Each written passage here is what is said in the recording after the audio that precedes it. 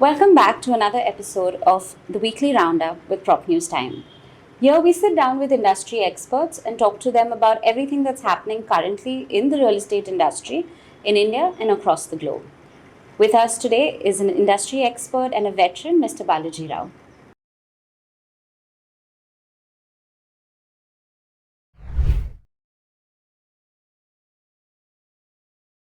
Second cut this year, the RBI has brought it down to 6%. Now, a lot of industry experts feel that these recent cuts, coupled with the tax incentives announced in the union budget, are going to spur growth in the real estate market, especially with residential real estate. It's going to become cheaper for people to buy houses. What are your thoughts?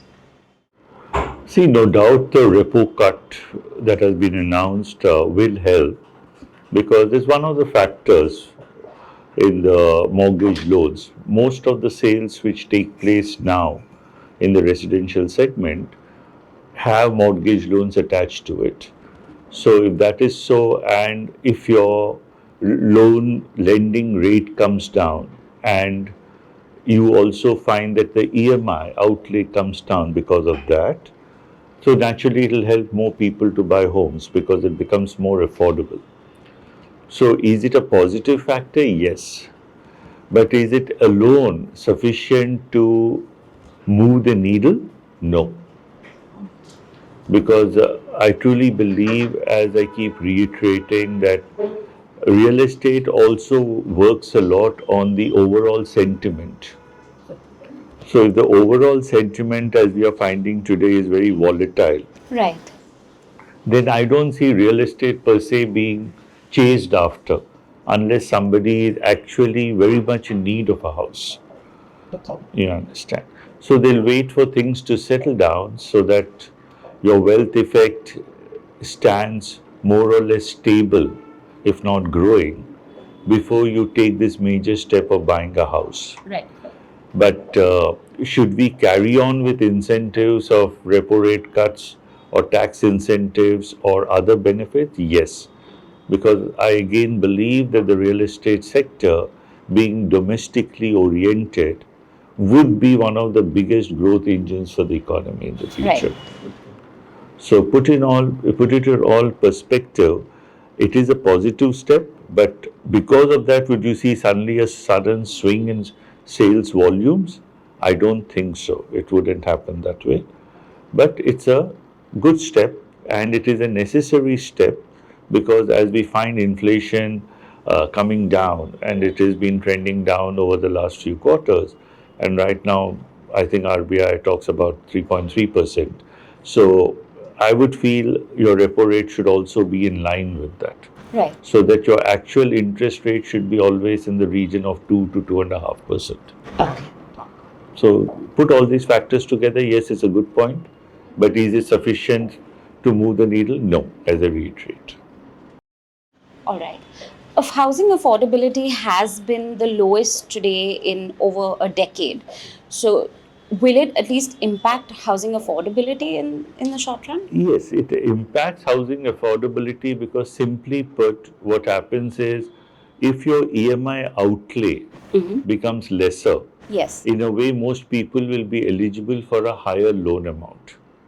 Because I am willing to pay a certain EMI. Let's say I'm willing to pay 60,000 EMI. And today I find I can get only 50 lakhs for it. But because of a rate cut, it becomes 55 lakhs. So I'm in a better position to go and buy a house. So will it apply to affordability? Yes, it will apply directly.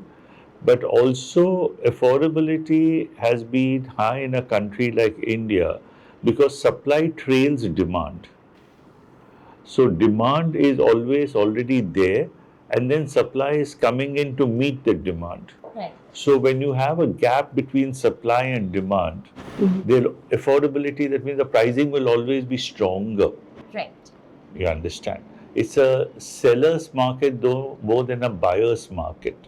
So the only place where you see prices soft is where there's a mismatch between the price product and the market.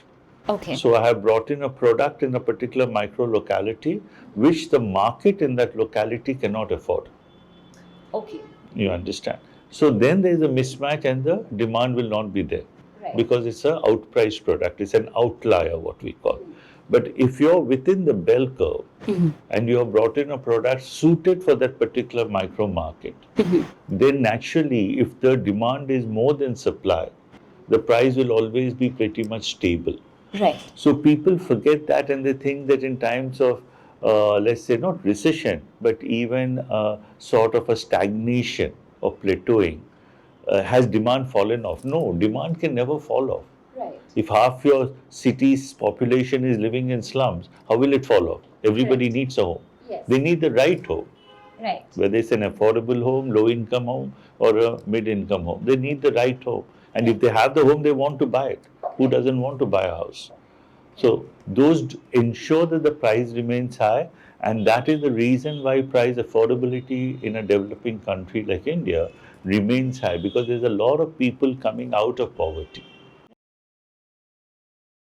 Affordable housing supply has been dipping for the last 2 years, and a lot of when you read papers about homeowners or people who are aspiring to buy houses, sorry, to correct myself, say that the options are very slim, and most you see most developers focusing on luxury or affordable luxury, so as to say, and houses below 1 crore, if I consider them to be affordable housing units, those are very few in metro cities such as Mumbai or Delhi.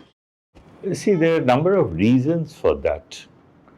One, real estate per se is a very diffused market. See, it's not like the automobile market. You don't have 20 manufacturers, so each manufacturer is of size and scale. Right. So they will figure out how much they should bring in, whether it's at the top end or across the spectrum. So, to an individual small developer, he might think he wants to maximize his margin, and whenever the market is buoyant, he immediately thinks of making a luxury home. Okay. So what he should be selling at, for say, for 65 lakhs, he's trying to put some amenities and say let it go at 95 lakhs. Right. So they all try to push that so the margins get higher. Right. The market pushes back, so sometimes he will come down also. So it's one of the reasons is because it's not an organized market. Okay. Okay. But also the reason is that the price of land is going up. Okay. Because if your infrastructure is not spreading, Yes. then the density in an inbuilt location becomes higher. If the density in an inbuilt location becomes higher, that means the price of land is higher. Right. Today, within the city of Mumbai, for example, it's not very, not very difficult to achieve a price of even 500 crores an acre in certain localities, or 1,000 crores an acre, because all this is becoming higher because people want to be within that inbuilt location. Right. And why do they want to be? Because they enjoy better infrastructure. If the same thing gets extended and is going more and more extensively outside, then slowly the prices will come down. Okay. You understand? So these are all linked to also more of infrastructure and land prices. Right. Because it's not the component of construction price. So there are two things which are really defining, if I want to summarize. Yes. One is the greed of a developer to milk his project because he thinks he's got a hot location, and so can I maximize it by saying it's a luxury dream home? Yes. And two is the land prices continuously rise because our infrastructure is always lagging behind the density of population and the demand. Right. So these two tend to raise the prices, and so affordable housing as a result takes a hit because it cannot be within the inbuilt locations. It has to be far out. Right. If it is far out, then there is no infrastructure. Correct. So Exactly. even a developer hesitates because he finds it more difficult to sell. Correct. So naturally, the demand, supply, everything gets skewed. Understood. Right. Now, there are other reports that have come out recently talking about how private equity investments in Indian real estate has been on a downward trajectory. The last 5 years, it's been declining.